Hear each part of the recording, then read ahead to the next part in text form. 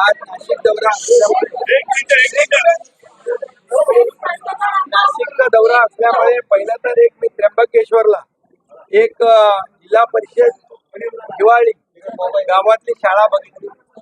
म्हणजे एक खऱ्या अर्थाने तो चमत्कारच आहे असं म्हटलं तर वावगं ठरणार नाही.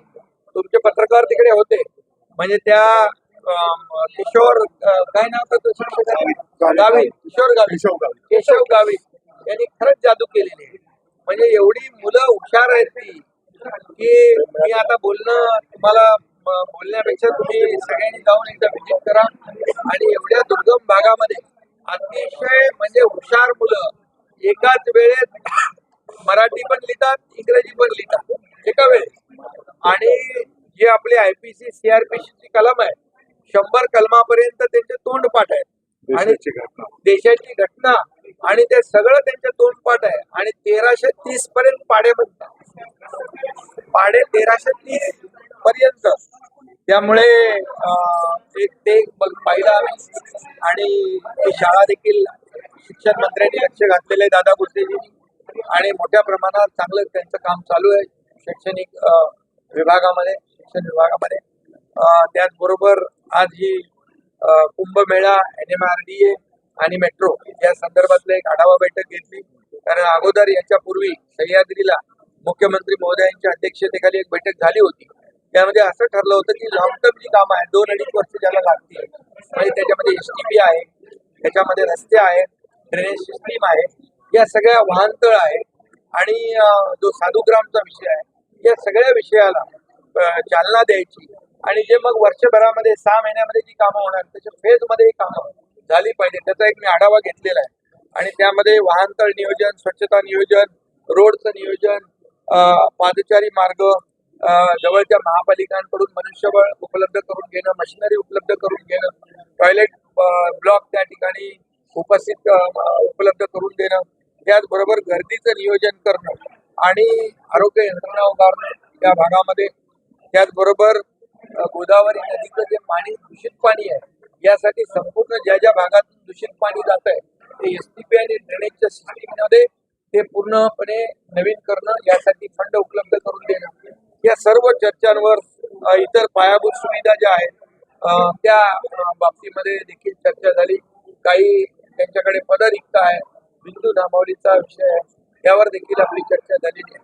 आणि एकंदरीत जी आता गर्दी गेल्या कुंभमेळ्यात होती त्याच्यापेक्षा दुप्पट गर्दी होईल असं अपेक्षित आपण धरलं तर त्र्यंबक आणि इथं नाशिकमध्ये 2 ठिकाणी, त्र्यंबकमध्ये जरा थोडं चॅलेंजिंग जास्ती आहे, जागा कमी आहे. त्यामुळे या नाशिक आणि त्र्यंबक मध्ये जे कुंभमेळ्याला लोक येतील त्यांची गैरसोय होता कामा नये, त्यांना कुठली अडचण येता कामा नये, कुठे गर्दी होता कामा नये, अशा प्रकारचं नियोजन. आणि अनाउन्स सिस्टीम असेल, इतर जी काही सिस्टीम असेल, कंट्रोल सिस्टीम असेल, म्हणजे ग्रामीणचे अधीक्षक आणि नाशिकचे आयुक्त यांचं एक कॉर्डिनेशन टीम या ठिकाणी त्यांनी देखील केली आहे.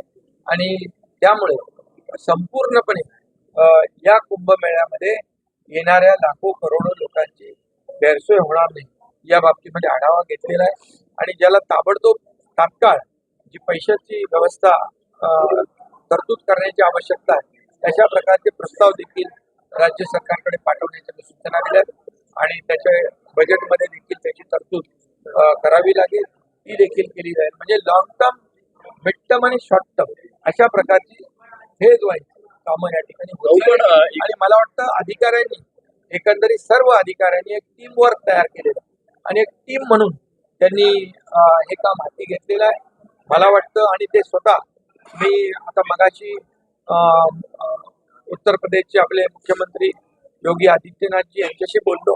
ही टीम देखील 18-19 तारखेला प्रयागराजला जाईल, तिथली सगळी सिस्टीम बघेल, प्रत्यक्ष डोळ्यांनी त्या ठिकाणी जशी सिस्टीम लावलंय, नियोजन लावलेलं आहे ते देखील पाहिजे, त्याचा देखील फायदा इकडे होईल आणि तशा प्रकारची देखील व्यवस्था केली. बाई पण आपल्याकडे एवढा सिंहस्थाचा मोठा कार्यक्रम असताना पालकमंत्री अद्यापही आलेले नाहीये, त्याच्यामुळे अडचणी येत आहेत.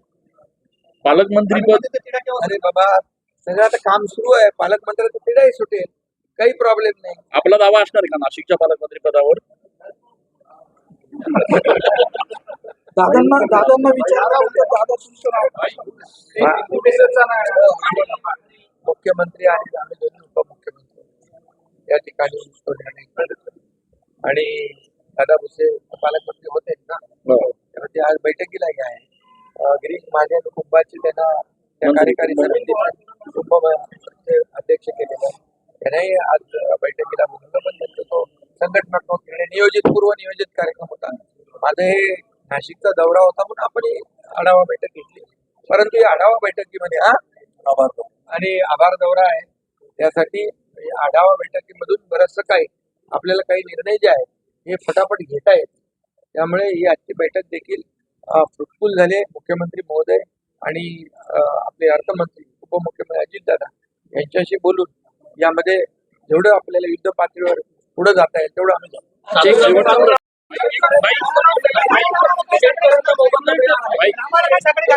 शेतकऱ्यांना देखील त्या बाबतीमध्ये जी त्यांची साधूग्रामची जागा आहे त्या बाबतीत शेतकऱ्यांची चर्चा होईल.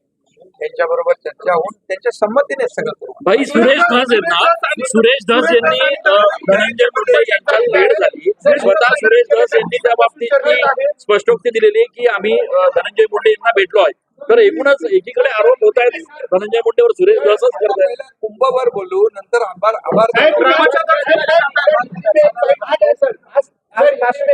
सभा होती आणि या सगळ्याच्या निमित्तानं ऑपरेशन टायगरची सुरुवात नाशिकमध्ये होती असं समजायचं. अरे बाबा, ऑपरेशन 2-2.5 वर्षापूर्वी झालंय. अरे छोटी